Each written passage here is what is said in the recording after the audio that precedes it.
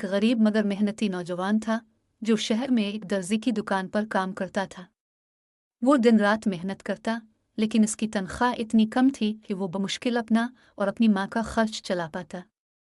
बावजूद उसके वो हमेशा दूसरों की मदद के लिए तैयार रहता और जो भी इसके पास आता इसे खाली हाथ वापस न भेजता।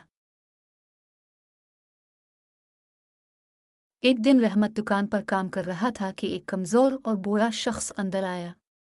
इसके कपड़े पुराने और फटे हुए थे और चेहरे से साफ जाहिर था कि वो कई दिनों से भूखा है।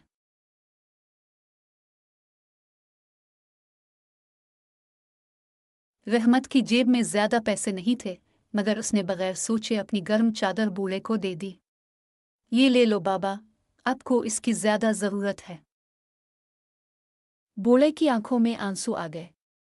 इसने रहमत को दुआएं दे और वहां से चला गया। अगले दिन एक अमीर शख्स दुकान पर आया और रहमत से कहा, मैंने सुना है तुम बहुत मेहनती और ईमानदार हो। मुझे अपने लिए खास किस्म के कपड़े सिलवाने हैं। अगर तुम मेरा काम अच्छे से करो तो मैं तुम्हें अपनी फैक्ट्री में नौकरी दूंगा। रहमत ने दिल लगाकर कपड़े तैयार किए और अमीर शख्स उनसे बहुत खुश हुआ। उसने रहमत को अपनी फैक्ट्री में अच्छी नौकरी दे दी, जहां तनख्वाह भी ज्यादा थी और सहूलतें भी बेहतर थीं। अब रहमत के हालात बदल गए। इसकी माँ सुकून में आ गई और वो खुद भी खुशहाल हो गया।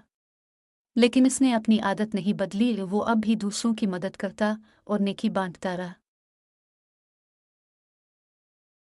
इखलाकी सबक, नेकी कभी ज़ाय नहीं जाती। जो दूसरों की मदद करता है, कुदरत किसी न किसी तरीके से इसका बदला ज़रूर देती है।